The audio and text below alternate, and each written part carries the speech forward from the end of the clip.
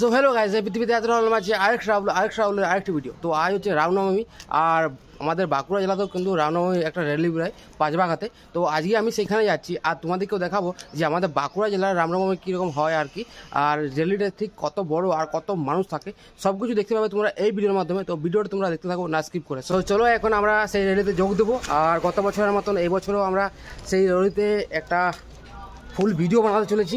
So চলো এখন আস্তে আস্তে যাই আমরা সেই র্যালির দিকে। ফাইনালি আমি পৌঁছে গেছি আমাদের বাঁকুড়া জেলা পাঁচবাঘাতে, যেখানে আমাদের রামনবমী উপলক্ষে এই যে র্যালিটা বেরোচ্ছে সেইখানে আমি ফাইনালি পৌঁছে গেছি। আর ওই যে আমার ঠিক সামনেই কিন্তু রামনবমী যে র্যালিটা বেরাবে এইখান থেকে কিন্তু শুরু হবে।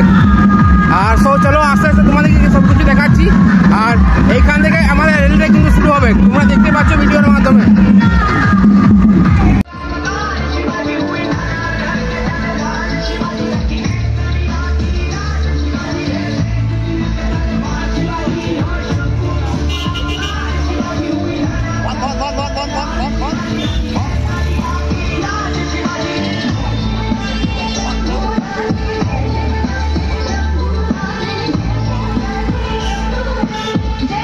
जय श्री राम, जय श्री राम।